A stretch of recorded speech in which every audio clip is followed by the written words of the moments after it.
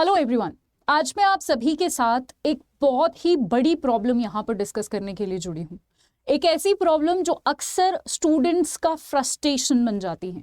I am sure बहुत सारे students होंगे जो अपने एग्जाम टाइम में, अपने एग्जाम साइकिल में, इस पूरे दौरान बहुत सारे फ्रस्ट्रेशंस, बहुत सारी प्रॉब्लम से गो थ्रू होते होंगे। आज एक ऐसी ही प्रॉब्लम स्पेशली वो स्टूडेंट्स जो RBI grade B, NABARD grade A इन एग्जाम्स के लिए तैयारी कर रहे हैं।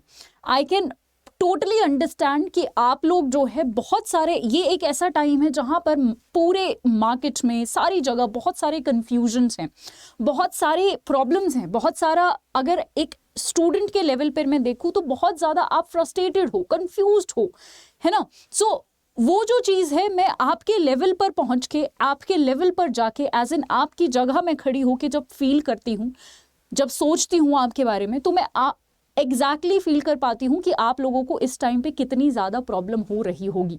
जो सबसे बड़ी प्रॉब्लम है जो आज के लेक्चर में मैं डिस्कस करना चाहती हूँ वो ये है, आप यहाँ पर भी देख सकते हैं। सीधे सीधे मैं मुद्दे पे आना चाहती हूँ आज, वो है एग्जाम डेट। देखिए, आई एम श्योर आपका सबसे बड़ा क्वेश्चन आज के टाइम पे ये होगा कि ma'am RBI grade B, NABARD grade A, इन सब एग्जाम्स की एग्जाम डेट क्या है, ये कब होंगे, ये एग्जाम ये हो क्यों नहीं रहे हैं, या फिर इनका नोटिफिकेशन आ क्यों नहीं रहा है, कब आएगा। जो सबसे, आप बोल सकते हो कि जो सबसे इंपॉर्टेंट क्वेश्चन है आज के टाइम पे, और शायद अगले एक महीने रहेगा भी वही क्वेश्चन, वो ये कि आरबीआई ग्रेड बी के लिए जो बच्चे प्रिपेयर कर रहे हैं, नाबार्ड के लिए जो प्रिपेयर कर रहे हैं, इनकी एग्जाम डेट कब आएगी, इनका नोटिफिकेशन कब रिलीज होगा, जो कि बहुत ही बड़ा पेन पॉइंट है आप सभी स्टूडेंट्स का। और इसी पेन पॉइंट को आज मैं यहाँ पर डिस्कस करने वाली हूँ। मैंने बाहर कोई भी नोटिफिकेशन या ऐसा कुछ भी नहीं लगाया है, क्योंकि एक सच बात मैं यहाँ पर आपको बताना चाहती हूँ, ये शायद हार्श लगे बट यही सच है कि आज के टाइम पे किसी को एग्जैक्टली नहीं पता कि आपका एग्जाम कब होना है, और ये सच है। आज मैं आपको ये नहीं बताने वाली हूँ कि एग्जाम डेट क्या है, मैं आपको ये बताने वाली हूँ, या फिर मैं आपके साथ जुड़ने वाली हूं, मैं आपके साथ, जो आप इस टाइम पे जो कंफ्यूजन्स आप फेस कर रहे हैं, जो प्रॉब्लम आप फेस कर रहे हैं, आपके साथ मिलकर मैं उसको थोड़ा सा जो है, अगर जितना मुझसे हो सके उसको यहाँ पर मैं सॉल्व करने आई हूँ, आपसे बातें करने आई हूँ, है ना। क्योंकि ये ऐसा टाइम होता है जब हमारे पास इतने सारे कंफ्यूजन्स होते हैं, और अगर हमें एक राइट गाइडेंस मिल जाए, एक हमें राइट मेंटोर मिल जाए, तो वो बहुत बड़ी बात है। अब देखिए, अगर मैं अपने आप को आपकी जगह रखती हूँ, और एग्जैक्टली ट्रस्ट मी, जब मेरे दिमाग में ये टॉपिक आया कि मुझे इस टॉपिक पर बच्चों से बात करनी है, तो वो तभी आया था जब मैंने आपकी जगह अपने आप को रखकर देखा कि मान लो अगर मैं यूपीएससी के लिए प्रिपेयर कर रही हूँ और मेरे को आरबीआई भी देना है, मेरे को नाबार्ड भी देना है, और आजकल होता भी ऐसा है, कोई भी एक बच्चा बस एक एग्जाम तो देता नहीं है, बहुत सारे एग्जाम्स देते हैं। सो मान लो मुझे पता है कि जी 28 मई को यूपीएससी का पेपर है ना, पर मेरे को आरबीआई भी देना है, मुझे नाबार्ड भी देना है। कितना अच्छा हो कि अगर आरबीआई यूपीएससी की तरह, या फिर बहुत सारे ऐसे इंस्टीट्यूट्स हैं, जो ऑर्गेनाइजेशंस हैं, जो एक साल पहले ही अपना एग्जाम कैलेंडर रिलीज कर देती हैं। बच्चों के लिए इतनी बड़ी सुविधा हो जाती है, ये बच्चे अपना बहुत सारी चीजें पहले से ही प्लान कर सकते हैं। कौन कौन से, जैसे 2023 शुरू हुआ, आप 2023 जनवरी में ही प्लान कर सकते थे ना कि इस साल मेरे को ये एग्जाम करने हैं, इस महीने में ये पेपर है, इस महीने में ये पेपर है, ये सिलेबस जो है ये क्लैश हो रहे हैं इन एग्जाम्स के, तो मैं इन पे थोड़ा कम ध्यान दूंगा, इन पे थोड़ा ज्यादा ध्यान दूंगा। इस महीने में ये पेपर है, नेक्स्ट महीने से मैं इसकी तैयारी करूंगा। ये सारी प्लानिंग, ये सारी स्ट्रैटेजी आप कर सकते थे आराम से। सोचो कितना ईजी हो जाता।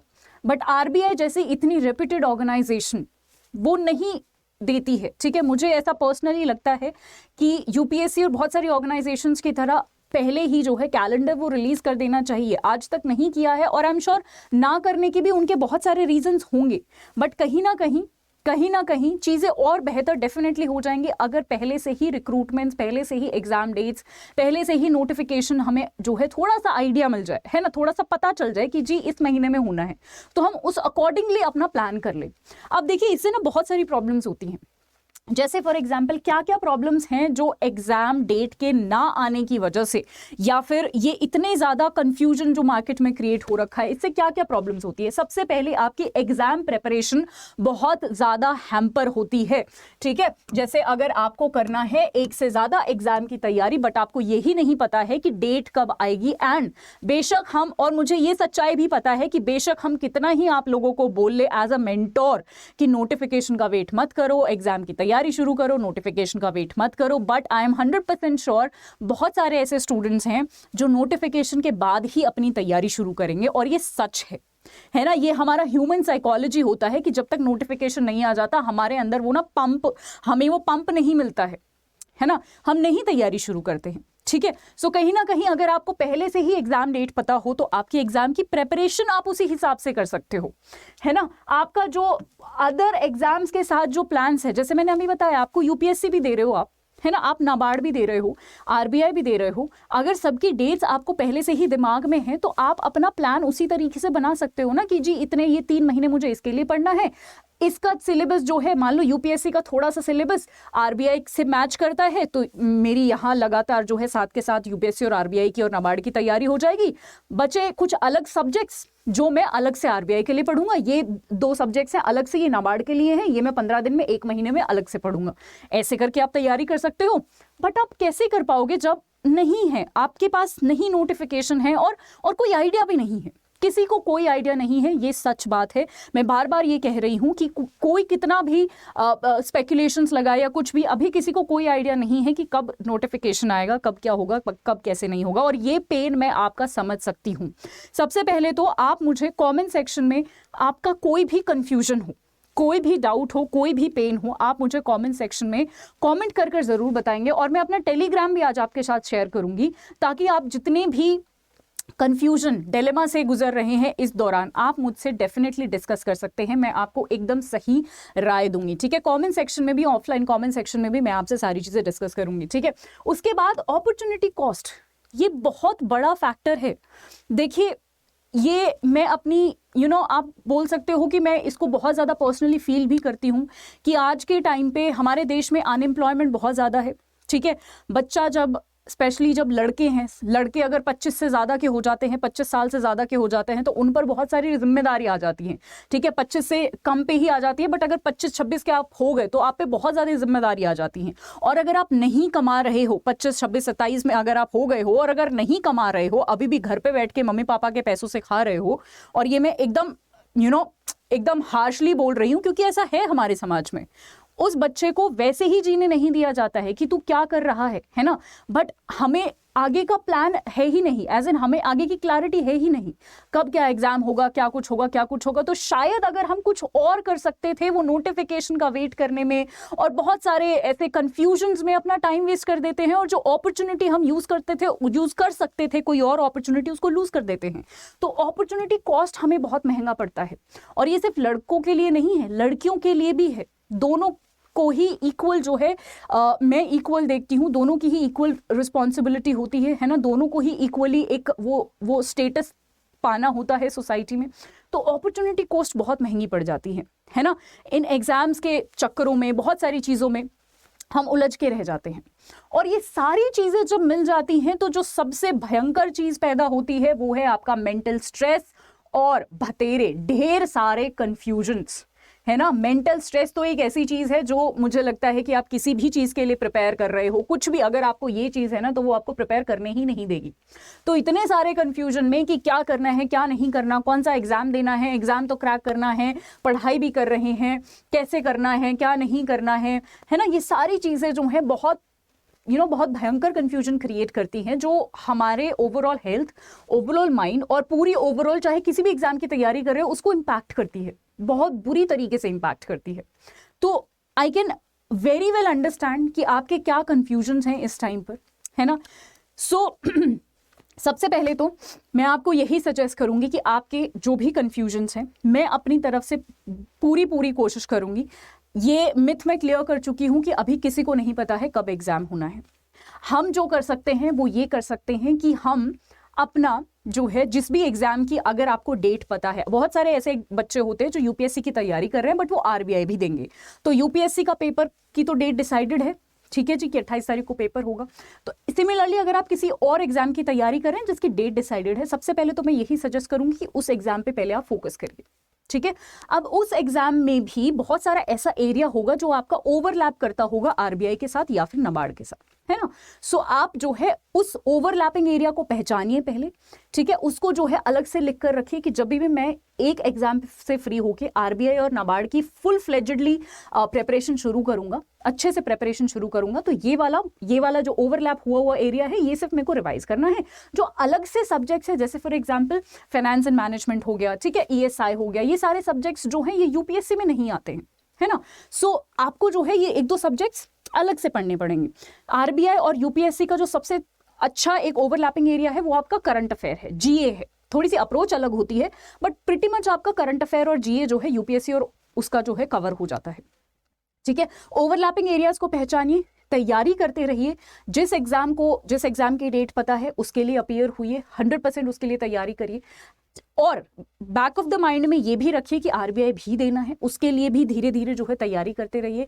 और मेरे को बहुत अच्छे से पता है, चाहे मैं यहाँ कितना भी कह लूँ कि अभी आपका सिर्फ काम है कि प्रेपरेशन करो, नोटिफिकेशन का वेट मत करो, आई एम 100% श्योर कि यहाँ पर जितने भी स्टूडेंट्स मुझे सुन रहे हैं उसमें से मैक्सिमम स्टूडेंट्स नोटिफिकेशन का वेट ही कर रहे हैं, और नोटिफिकेशन आएगा तभी उनमें वो जो है जुनून आएगा कि हमें जो है अब अच्छे से तैयारी शुरू करनी है, ठीक है। सो मैं एकदम यहाँ पर सच्ची बातें कहने आई हूँ, एकदम फेस पे बातें कहने आई हूँ। मुझे पता है मैं बेशक अभी आपको कह लूँ कि नोटिफिकेशन कोई फर्क नहीं पड़ता, बट नोटिफिकेशन से कहीं ना कहीं फर्क तो पड़ता है, ये हम सबको पता है। सो यही अभी के लिए यही स्ट्रैटेजी रहेगी, जिस एग्जाम को कर रहे हो उसको करो, उसके साथ साथ ओवरलैपिंग एरिया पहचानो, अपने वीक एरियाज पहचानो, ठीक है। तो वो चीजें ना पहचान के रखो, एक प्लान ना ऑलरेडी बना के रखो, ठीक है, कि पहले ये वाला पेपर देना है, इसमें ओवरलैपिंग एरियाज, ये 3 ओवरलैपिंग एरियाज है और 2 जो है मेरे को एक्स्ट्रा पढ़ना है, ताकि जब नोटिफिकेशन आ जाए आपके कम से कम ये 3 एरियाज तो रेडी होंगे, इनको सिर्फ आपको रिवाइज करना पड़ेगा। ये 2 एरियाज फटाफट प्रिपेयर कर लेना और मॉक टेस्ट लगा लेना, है ना। तो ये एक राइट स्ट्रैटेजी होगी अभी के लिए।